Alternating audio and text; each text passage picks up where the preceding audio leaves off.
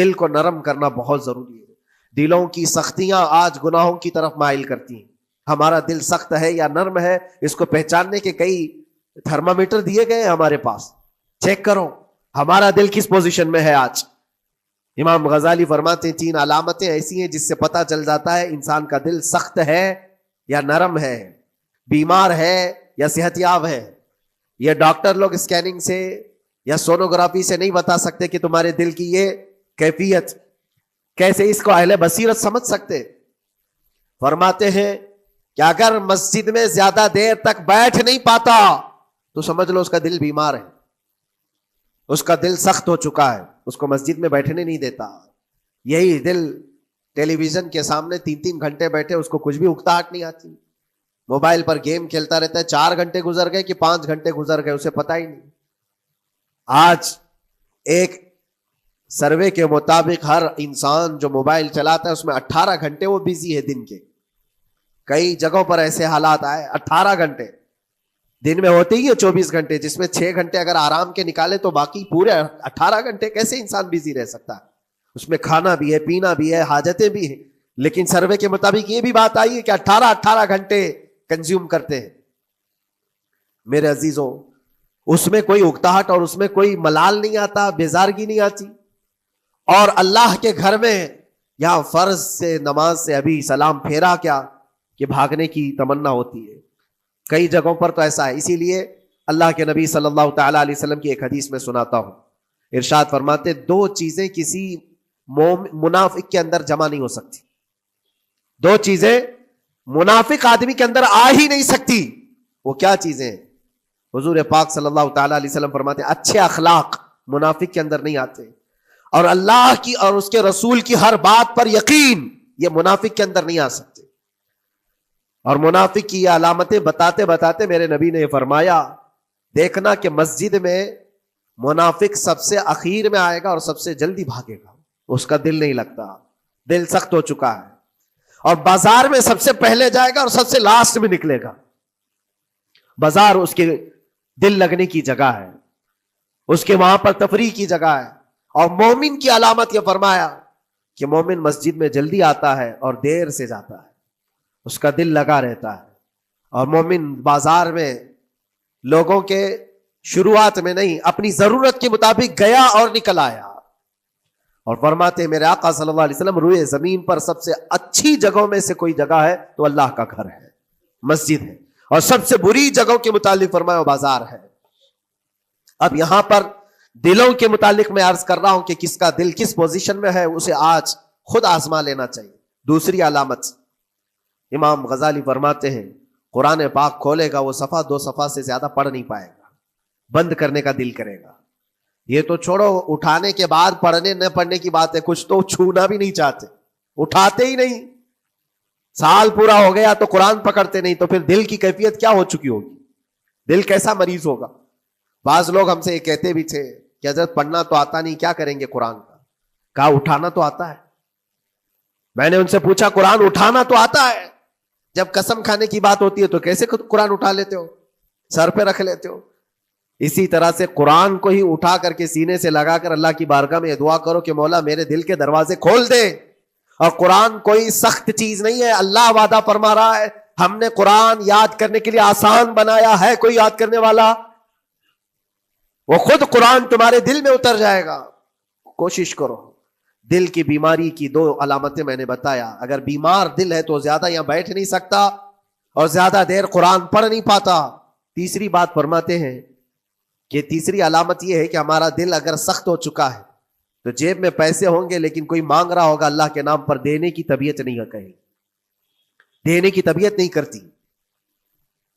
اور یہ چیز ہاتھ اٹھانے کو تمہارا دل نہیں کرتا تو سمجھ جاؤ کہ دل بیمار ہے. اور دل کی بیماری لے کر کے اگر کوئی رجب میں سوچتا ہے کہ میں بیج بوؤں گا تو کیا فائدے کا؟ زمین سخت ہے، زمین سخت ہے اور اس پر بارش بھی ہوگی تو کچھ فرق نہیں پڑتا، فصل نہیں آئے گی. دل کو نرم کرو.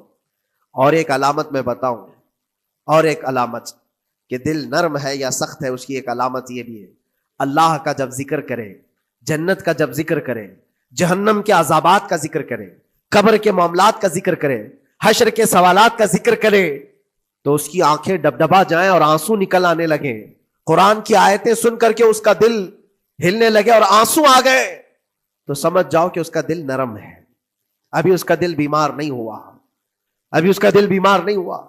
لیکن یہاں تو پوزیشن الگ ہے، سچویشن الگ ہے۔ ہم تو پتہ نہیں کن کن چیزوں میں رو لیتے ہیں، لیکن اللہ کا کلام سنتے ہوئے کسی کے کان پر جوں بھی نہیں رینگتی۔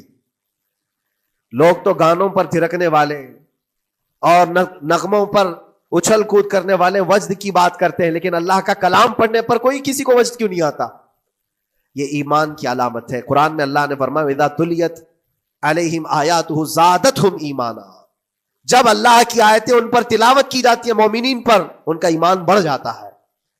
کیا آپ امام کے پیچھے قرات سن کر کے اپنے دل میں ہلچل محسوس کرتے ہیں؟ سننے کی طبیعت کرتی ہے؟ بلکہ ادھر نماز پڑھ کر کے جانے کے بعد آدھے گھنٹے کے بعد پوچھے آج پہلی رکعت میں کیا پڑھا تھا، دوسری رکعت میں کیا پڑھا، آپ کو پتہ ہی نہیں رہتا، یاد ہی نہیں امام صاحب کیا پڑھ رہے تھے، میں تو دکان کا حساب کتاب کر رہا تھا، کیا خبر ہے کہ انہوں نے کیا پڑھا۔ تو قرآن کو توجہ سے پڑھے ہوتے تو تمہارے دل میں بھی وہ باتیں اثر کر رہی ہوتی۔ میرے عزیزوں، کتنے ایسے لوگ ہیں جو صرف اور صرف قرآن پاک کی تلاوت کی وجہ سے دلوں کو نرم کر دیا گیا ہے۔ میں اسی بات پر آج فوکس کر کے ختم کر دوں گا۔ رجب المرجب بیج بونے کا موسم ہے، تو دل کے نرمی کے ساتھ ہی بیج بو، کیونکہ یہ زمین ہے تمہاری، اور زمین نرم نہ ہو تو کتنی بھی نیکیاں کرو کیا فائدے کی؟ دل سخت ہے، گناہوں سے لبریز ہے، اور دل کو نرم کرنے کا علاج دو چیزیں بتائی گئی، کریں گے انشاءاللہ۔ دو چیزیں بڑی آسان ہیں، اگر دل کو نرم کرنا ہے تو دو چیزیں فرمائی گئی، کثرت سے قرآن پاک کی تلاوت کرو یا کثرت سے میرے نبی پر درود پاک پڑھا کرو۔ دو چیزیں کر کے دیکھو، تمہارا دل نرم ہو جائے گا۔ اور بھی دوسری علامت، دوسرے علاج بھی میرے آقا نے فرمایا۔ ایک صحابی آئے تھے، انہوں نے عرض کیا یا رسول اللہ صلی اللہ علیہ وسلم، لوگ آپ کے پیچھے نماز پڑھتے ہیں تو زاروں قطار رونے لگتے ہیں، جب آپ دعا کرتے ہیں تو وہ دھاڑے مار کر کے روتے ہیں، میں کبھی رو نہیں پاتا، میرا رونا نہیں آتا، میں بھی قرآن سنتا ہوں، میں بھی آپ کے پیچھے نماز پڑھتا ہوں۔ تو حضور پاک صلی اللہ علیہ وسلم نے فرمایا تمہارا دل سخت ہو گیا ہے، تمہارا دل سخت ہو گیا ہے۔ انہوں نے کہا کیا کروں، علاج کیا ہے اس کا؟ وہ مسیحا امت ہے میرے آقا، ہر ایک کا علاج جانتے ہیں، کس کو کون سا علاج دینا ہے۔ نبی پاک صلی اللہ تعالی علیہ وسلم فرماتے ہیں جاؤ کسی یتیم بچے کے سر پر ہاتھ پھیرو، اللہ تمہارا دل نرم کرے گا۔ ان کے لیے وہ علاج رکھا گیا تھا، جس کو جیسا علاج بتایا میرے آقا صلی اللہ علیہ وسلم نے، کسی یتیم کے سر پر ہاتھ پھیرو دل نرم ہوگا۔ لیکن دل کے نرم ہونے کے علاج اللہ کے نبی صلی اللہ علیہ وسلم کے شفا خانے میں ہے۔ ہاتھ سے آپ کثرت سے درود پاک پڑھو، پھر دیکھو آپ کے دل کے اندر انقلاب آتا ہے یا نہیں آتا۔ آپ کے چہرے کا نور بڑھ جائے گا، زبان کا اثر بڑھ جائے گا، عمل خیر کی طرف رغبت بڑھ جائے گی۔ کثرت سے جب بندہ حضور پاک صلی اللہ علیہ وسلم پر درود پڑھتا ہے، اس کی زبان سے جھوٹ نکل جاتا ہے، گالی اس کی زبان پر نہیں آ پاتی ہے، کیونکہ وہ پاک کرتا چلا جاتا ہے اپنی زبان کو اللہ کے نبی کا نام لے کر کے۔ میرے عزیزو، اس میں دقت کیا ہے درود پاک کثرت سے پڑھنے میں؟ آپ جہاں چل رہے ہو، پھر رہے ہو، اٹھ رہے ہو، بیٹھ رہے ہو، انتظار میں ہو، سونے کے لیے جا رہے ہو، زبان ہی تو ہلانا ہے میرے نبی پاک صلی اللہ علیہ وسلم کی بارگاہ میں درود پڑھ کر کے۔ اور ضروری نہیں ہے کہ بہت لمبے لمبے درود پاک آپ کو یاد کرنے ہو، صلی اللہ علیہ وسلم بھی پڑھ لیا تو یہ درود پاک ہے، یہ درود پاک ہے۔ یا تو پھر الصلاۃ والسلام علیک یا رسول اللہ کہتا ہے تو یہ بھی درود پاک ہے، درود پاک ہے یہ۔ اور دل کو جب نرم ہو جائے گا تو انشاءاللہ العزیز آپ اس کے اثر بھی دیکھیں گے۔